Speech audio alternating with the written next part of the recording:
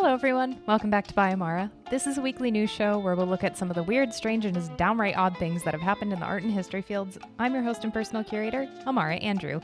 This week we're talking about Picasso's pup mystery. Is Michelangelo's David porn? A rare $8 Picasso thrift find, and there's no place like home for these ruby slippers. So we have all that and more coming up on this episode of By Amara, and we have tons and tons of goodies in this episode, so let's get to it. So welcome back for yet another episode. I'm sorry it's a day late. It was a crazy hectic weekend. Sorry, my volume on this is very loud. It was super hectic. It was a really fun weekend though, because we went to VCon. If you don't know what that is, whether you love him or hate him, it is Gary V's, it's like a super conference, you could call it. Jeff and I literally woke up the day that the conference started. Mind you, we had been hemming and hawing if we should even go. And we decided last minute, we're like, okay, fuck it. Let's just go. We have the time. We have the availability. Let's just do it. I didn't have any client things booked until Monday, which is why this is a day late because it kind of threw me off a little bit, but it was a very fun day. Side note. So we ended up going to VCon. We literally woke up the day of the conference. We looked at each other and we're like, what the hell are we doing? We should just go. And mind you, I should also say it's in Indianapolis, so that's only a 3-hour drive from Chicago, or 3.5. So that was totally perfect. So it was just like, okay, let's just go. Hopped in the car. First, we bought the tickets and everything and secured our lodging just to be like, do we have a place to be? And we ended up going. It was a very fun time. The whole conference was held at Lucas Oil Stadium, so where the Colts play. It was very cool to be there. We got to be like on the actual field. Like I was saying too, VCon is a super conference where it's not only Web3 and NFT focused, but then it also is like business and creatives kind of mingling and stuff. I saw a fuck ton of TikTok stars because like basically almost every single person that's there either created something or is going to create something cool. So it was very neat to see. I also got to see Jeremy Cowart and meet him in person. He's who I've talked about before. He did Auras, which is an amazing historic NFT project. Seriously, go check it out. I'll have it linked in the bio down below. And it is absolutely fabulous. So I got to tell him how much I love his art, which was really cool. And the entire conference was just really cool because essentially the whole premise is VFriends, which is one of Gary's NFT projects, or he has like a couple within the ecosystem, like different versions and stuff. But the whole community is just very friendly. Like everybody was so nice, and I'm very nervous meeting people for the first time. So it just felt very nice, and like we all understood each other.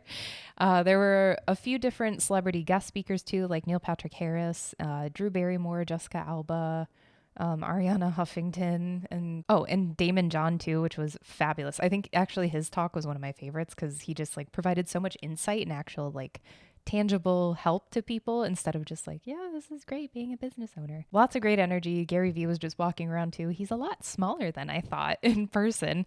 Not that I thought that he was like this massive giant, but I don't know. It's like when you see people who you've seen like on video format or something and you meet them in real life and it's like, whoa, you're huge, or whoa, you're really tiny. But yeah, I really liked seeing him walking around and interacting with the community. Like that was really, I don't know, that was like very special to see. TLDR, I highly recommend VCon. There will definitely be one next year. So this was only the second year it's been in existence and already it was like phenomenal, obviously.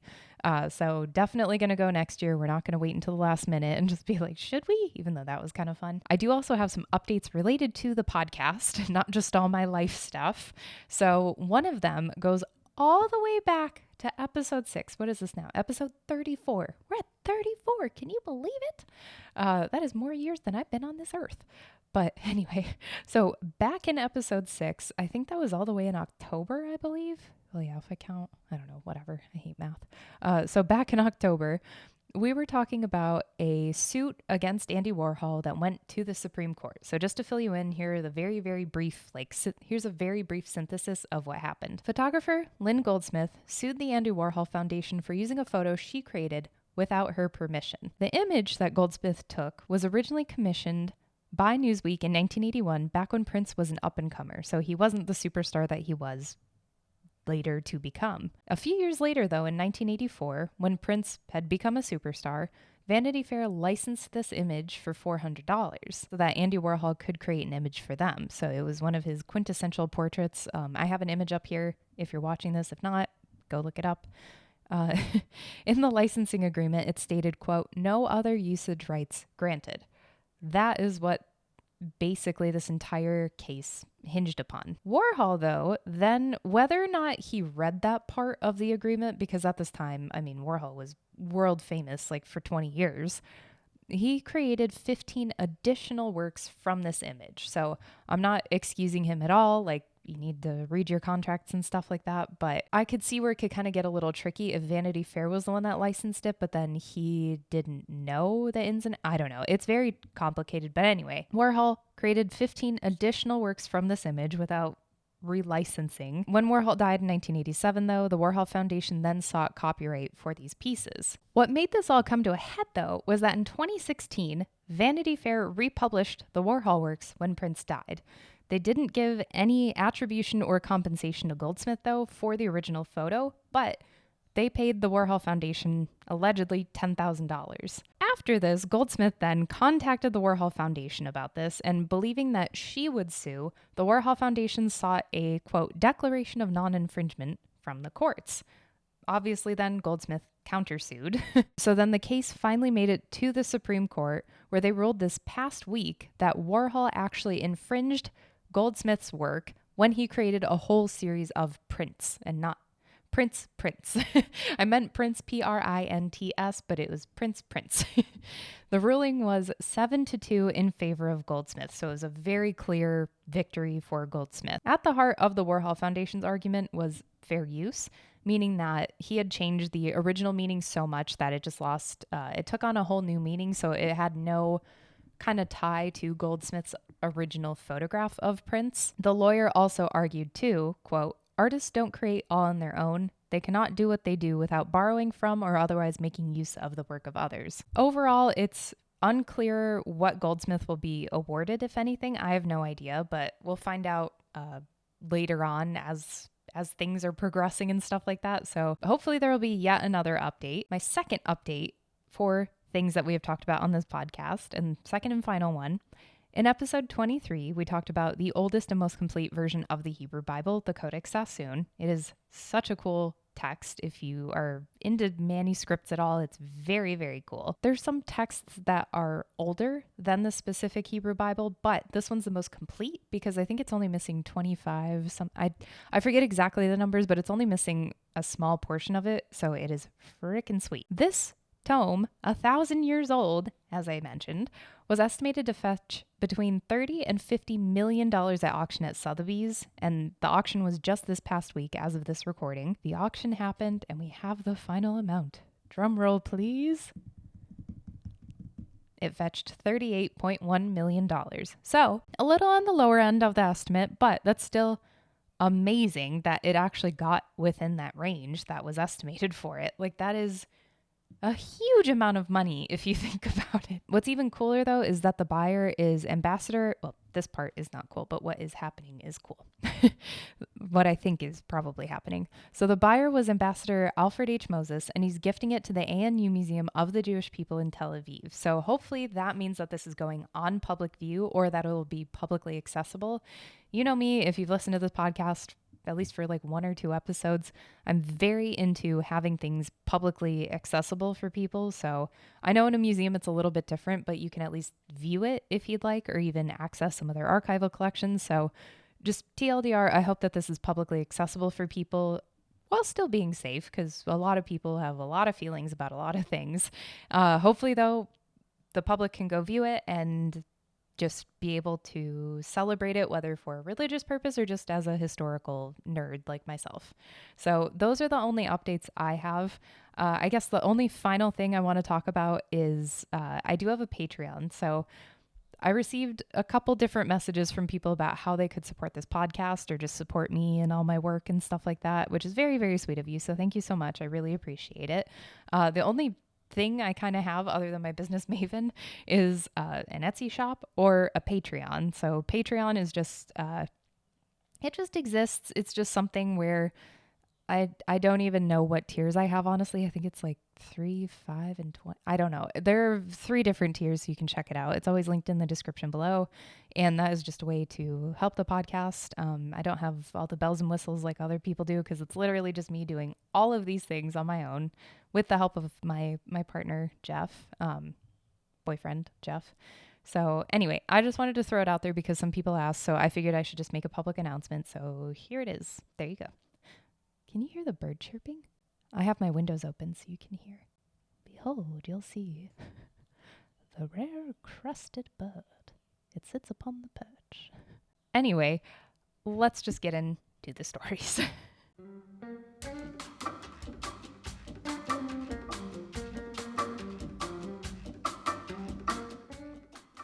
Last week. It's funny, actually, some people made fun. Some people on social media are such fucking dickheads. But a lot of people are making fun of the way I talk, the way I say actually or and I don't know, it's just how I talk. I'm very animated, so fuck you. Anyway, side tangent. Last week we talked about a possible Vermeer self-portrait that he included in his painting of May to Sleep. It's really cool. You can see it in the doorway. Some people had trouble finding it, but I pointed it out, blah, blah, blah. This week, though, we have another hidden image, and it's even cuter. Well, not that hidden man was cute, but this one is very cute because it's of a little doggy. It's so cute. I won't call it a little doggy the entire episode, but it is very, very cute. So anyway, conservators at the Guggenheim in New York, they've uncovered a small dog hidden beneath the surface of Picasso's Le Moulin de la Galette. And apologies for mispronunciation as always. I am an idiot. So there's been a lot of Picasso news lately just because this is the 50th, as of last month, I believe, the 50th anniversary of Picasso's death. So there's a lot of stuff happening. Hannah Gadsby's doing an exhibit. You already know how I feel about that, but I digress. Like I said, conservators at the Guggenheim found that within this painting, the little doggy was covered. This is actually really common in Picasso's work. He kind of just like iterated as he went, which is really cool. It's like even more creative. But he would just kind of paint things out or paint over things or add new things or do whatever, which is part of the creative process. Like you just constantly iterate, which is really cool. One of the main examples that sticks out to me is at the Art Institute of Chicago, and it's the old guitarist, because they did some imaging of the painting itself and saw that there were, I think, 2 or 3 different figures that were underneath the main figure. So if you don't have a lot of money or you just don't want to waste canvas, like why would you waste canvas? Just paint over it. The cool thing though about this specific artwork, Le Moulin de la Galette, is that it's believed now to be one of the earliest examples of Picasso painting over things and iterating as he went. So just to paint you a little word picture, if you're watching this, I'll have all the images up, The painting is from 1900, and it features a lively scene at the namesake of the painting, so Le Moulin de la Galette, which it was originally, I believe, a working windmill, but then it was changed into a nightclub. What's super spectacular about this painting, though, is that this was painted on Picasso's first trip to Paris and also then by proxy to Montmartre, which is where this was. Le Moulin de la Galette was so popular and so famous that it was also painted by Renoir. It was like the bohemian hotspot, so to speak. So to me, this particular painting, it kind of feels like a hybrid of Toulouse-Lautrec's at the Moulin Rouge, which totally separate location. It kind of feels like that almost mixed with like an Ernst Kirchner kind of vibe. I know that was like painted, 13, 15 years after this specific piece, but it's kind of like the same like angularity, but then the same like crowdscape and coloring. I don't know. That was just all I was thinking while I was looking at it. So anyway, back to the composition. It features like a whole slew of party goers and everybody's like dancing or talking and they're all dressed up in their fancy 1900s garb, which is really fun to see. There is a table in the foreground of the piece. It's shoved all the way to the left where it's like basically off camera almost, as I was going to say it, but it's like off of the composition. There are 3 figures seated at this table. There used to be a 4th, and it was the little doggy. Sorry, I told you I would stop saying little doggy, but I just can't help it. So there was a little dog also seated at the table. Conservators generated an image of what the dog originally looked like using X-ray fluorescence. Try saying that 5 times fast. From what we can tell, the dog appears to have been a small yellowish dog with floppy ears, and it had a big red bow around its neck. It looked like it was a Cavalier King Charles Spaniel, and it is Very, very cute. So then, why did Picasso remove this from the scene in the painting? It's not quite known, obviously, but some conservators believe that the dog would have stolen the show from the rest of the painting, because I do agree if you saw the dog in the painting, you would have focused on that versus like the actual scene kind of happening. So I think maybe Picasso got feedback or something, and then someone was just like, what the fuck are you doing? Like, get rid of the dog in the front. And then it really does change the entire context of the piece where then you're focused on the party goers. I do think that was a good choice. Not that Picasso or anybody gives a fuck what I think. Additionally, though, what's interesting, he also changed a couple other things within the painting. He changed the gender representations of a dancing couple and also painted out an empty chair. So again, this is just him iterating as he's going and as he's creating and trying to change, the story that he's telling, because like paintings are stories, or all artwork is a story. So artists are storytellers. It's amazing. So I find it really cool. Like I said, this isn't the only painting that Picasso changed during its creation, but it might be the first and is surely the cutest.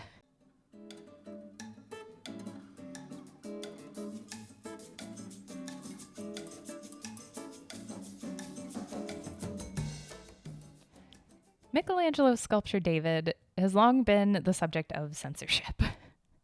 There have been very many things that have happened throughout its life. So one of the earliest recorded ones is Pope Innocent X. One of the earliest was Pope Innocent X, who started the campaign by chiseling the exposed phalluses off ancient statues and fitting each with a more modest fig leaf. Then Pope Benedict XVI also called for something very similar.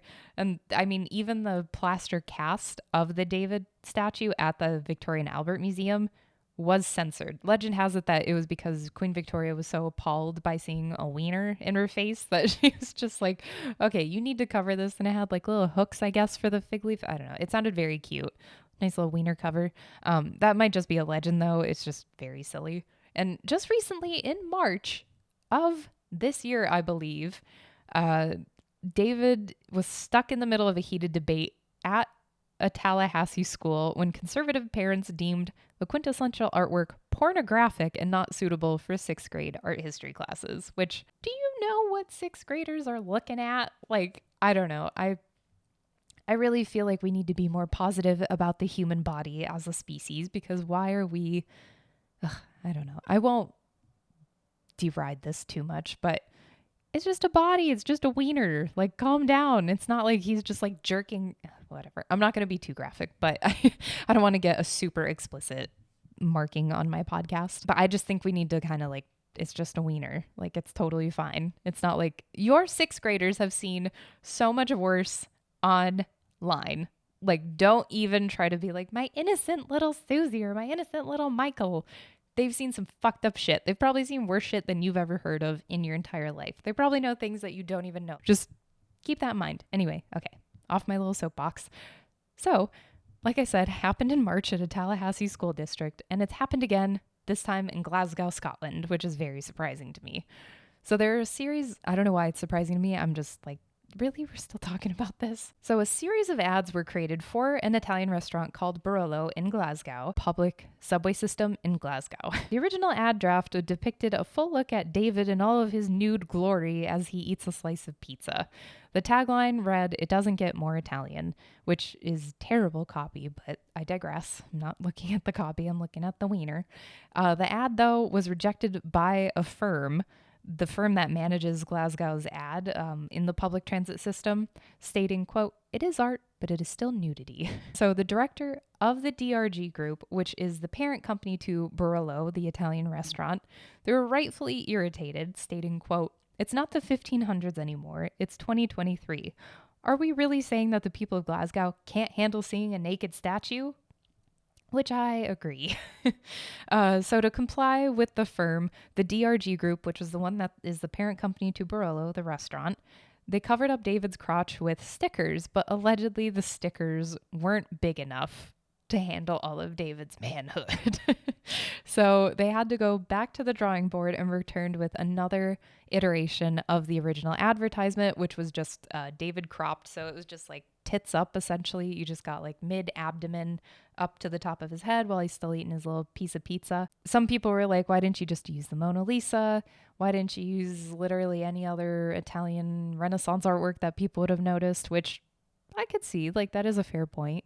I do think that this was supposed to be a clever marketing ploy where it's like, oh, this is going to get in headlines because we're showing a nude body instead of a nude male body specifically, because that can cause quite an uproar.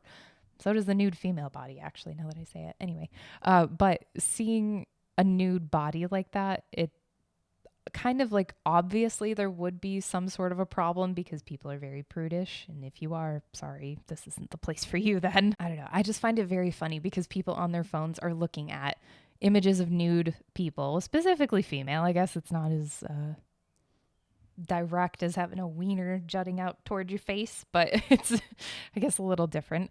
But yeah, I don't know. I just find it funny because we're looking at nude women on influencer platforms like on Instagram, TikTok, whatever, but then I don't know, whatever. And it's just art. Like, it's not even like aggressively gross. I don't know. I can go both ways with this because then from a feminist lens, you could be like, well, why do we have to see phalluses everywhere? Blah, blah, blah. So I don't know. TLDR, it's just nudity. Like, let's just all get along. So anywho, just a very strange story and just a lot of nudity, but like, just, I don't know, it's just a nude body and it's art. Ugh, I digress. Let's just go to the next story before I get myself in trouble. Okay, let's go.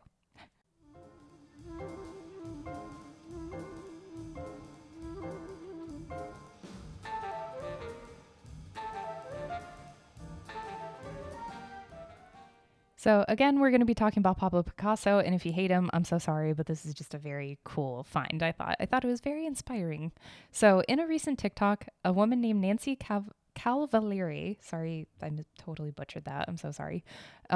She is an avid thrifter from New York City. And in this TikTok, she recounted an amazing find that she scored once when she was thrifting. So she went to a thrift store. I believe it was a Salvation Army. I'm not entirely sure. So I'm just going to say thrift store just to keep it vague enough. So she went to the thrift store. She purchased 4 unassuming, just black plates with like a face on each of them. She purchased all 4 of them. She spent $8 on them. So she just said she went home, she Googled what the places with the abstract faces on them were or looked like, and then she found out that these were a set of Visage Noir plates from the 1940s made by Pablo Picasso. He crafted them at the Madura Pottery Studio in Vallauris in southern France. Again, apologies for mispronunciation.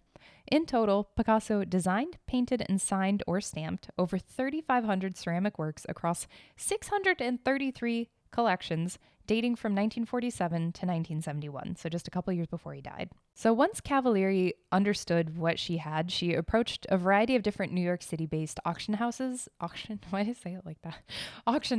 for authentication and then also pricing estimates for the plates. On average, the estimates she got back were about $3,000 to $5,000, but when she did finally sell 3 of the plates out of the 4, she got way more than that. So the first plate she got $12,000 for, the second one, $13,000, and the final one, $16,000. So like I said, only sold 3 of the plates. What did she do with the 4th one?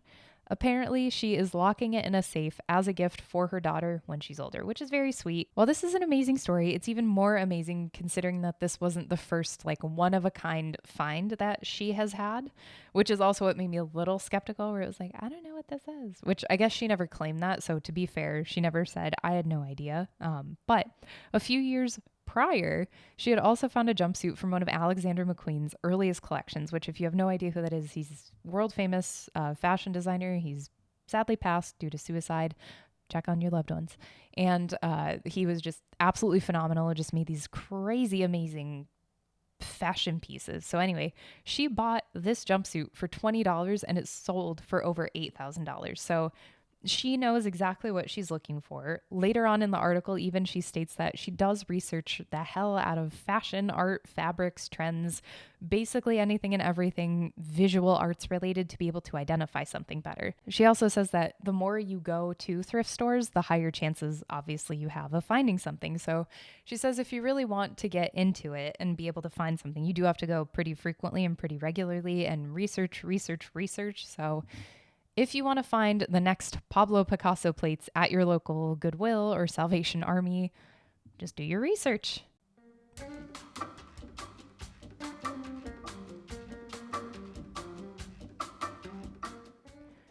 So, for our final story, if you are a film buff, specifically looking at the age, like the golden age of Hollywood, you know at least a fair amount of Wizard of Oz lore, and specifically talking about the ruby slippers. During filming, it's estimated that there may have been about 7+ pairs of ruby slippers on set for the Wizard of Oz. I think only as of now, it's kind of like verified that there have been 7 pairs, because I think one person, whether institution or whatever, they saw that one of their slippers said number 7. So I think it's been verified kind of almost in a way that there were at least 7 pairs. As of today, though, only 4 are known to survive. So they're kind of an amalgamation of all these different pairs. So like you could have one shoe that's from pair number 4 and one shoe that's from pair number 5, and they're put together to make one new pair. So of those pairs, one of them was on view at the Judy Garland Museum in Grand Rapids, Minnesota. That is until August 2005. A thief allegedly broke into the museum, smashed the display case where these slippers were held, and then stole them. There were no fingerprints or security camera footage to go by, so that made this case basically almost impossible to try to solve. The only thing that was left behind was one lone red sequin from the shoes. Also, if you want to learn more about this case, you should check out the podcast No Place Like Home. It wasn't my favorite podcast, but it did do a really good job of explaining kind of what you should know. But you should definitely check that podcast out if you want to learn more. It's really fascinating. So throughout the years since the slippers were stolen, many different theories, like I talked about in the podcast, the person kind of goes, like the host of the podcast goes through all these different people who live nearby and far away, and even the person who loaned them to the museum. They kind of go through all these different theories about maybe who stole them, why they stole them, how, all these different things.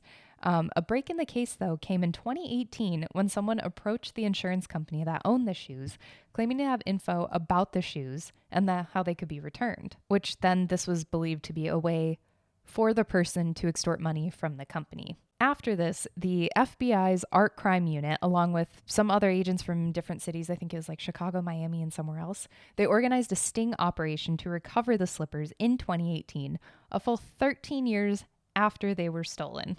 And they were successful, so they got the slippers back. Now, which leads me to the story today. Long roundabout way, but you needed to know all that. Now, U.S. authorities have charged a man who's been connected to the theft of the slippers. Terry John Martin was indicted on 1 count of theft of a major artwork for allegedly stealing, quote, an object of cultural heritage from the care, custody, or control of a museum, end quote. According to documents at the time of the theft, so in 2005, these were insured at $1 million. Now, though, they are valued at around $3.5 million. So unfortunately, because this is still an ongoing case, I don't have a ton of information about how they were stolen, why they were stolen, or who else was kind of involved, but I do have a couple little tidbits for you about this Terry Martin character. So what we do know is he is 76 years old.